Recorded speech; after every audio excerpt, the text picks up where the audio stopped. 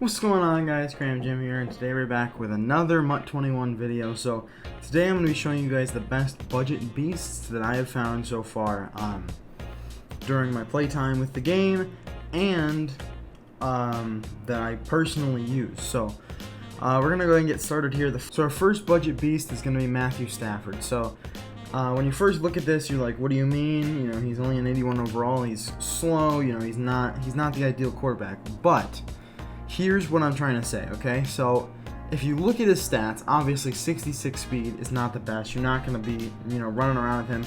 He can move around in the pocket quite a bit if you have to, but obviously he's not going to be breaking out 50-yard scrambles like Lamar Jackson can. But his throw power is 88. So Patrick Mahomes, his base elite card has 88 throw power.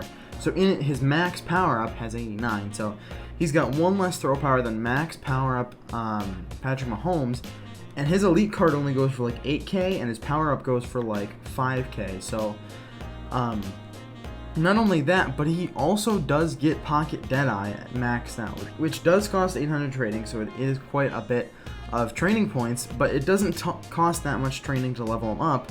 Whereas if you were leveling up on Mahomes, he's got a lot more levels that are a lot more expensive. So really for 15K here, you're getting a slower Mahomes that has a little bit less throw power, but perfect accuracy from the pocket and can make basically any throw as long as his feet are set and he's in the pocket. So he's definitely a beast. The way that I use him is he's actually my backup quarterback, and then starting I have Lamar Jackson. So I'm planning on switching to the Ravens playbook pretty soon. So basically we're going to have a run-heavy offense, and then whenever we need to pass, say on like third down or if it's just late in the game, you bring in Stafford, especially in like 5-wide situations, and you just, he throws bombs. He is amazing. Alright, so our second budget beast is going to be Kenny Golladay. This guy, I actually don't even have him powered up. I do have his power up, I just don't have enough training to power him up yet.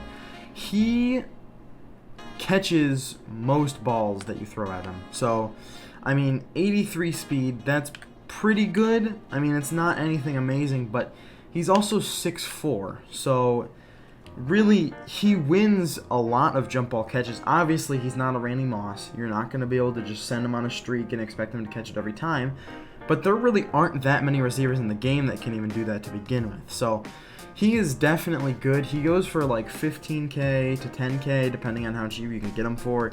He's definitely really good for the price and is a really good slot receiver.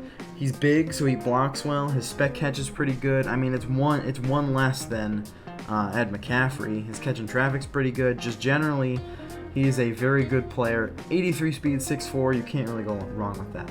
Alright, so our third budget beast is going to be Roquan Smith. This guy goes for about 9 to 10K.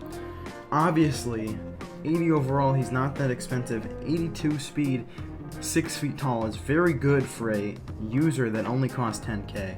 This guy is quite a beast.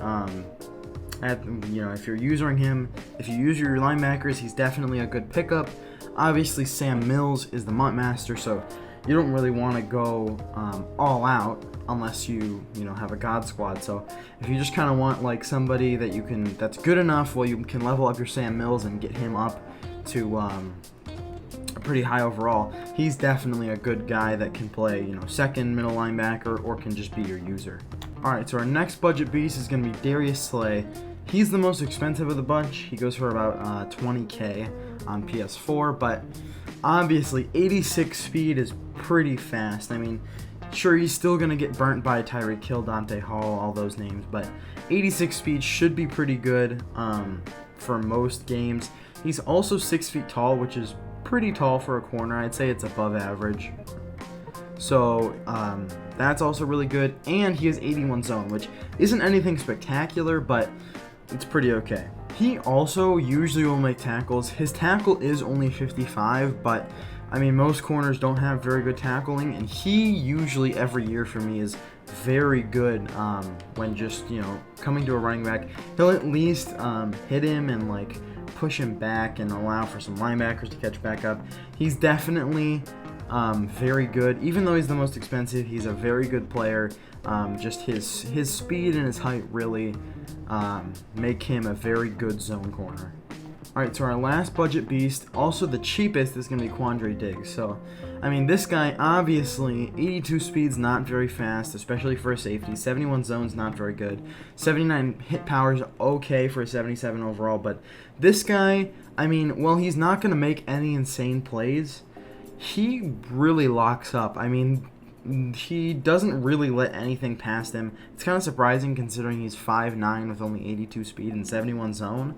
But really, he plays a lot better than a gold. Obviously, he's not, he's not going to be able to cover a Tyreek Hill on a streak if it's just one-on-one. And he's probably still going to get mossed by McCaffrey. But this guy's definitely good, just to have. He only goes for like 4 or 5K, so definitely a good pickup. Alright, so that's going to do it for this video. I just wanted to show you guys some of the players that I use personally who are also very cheap. They really just ball out, especially for their price.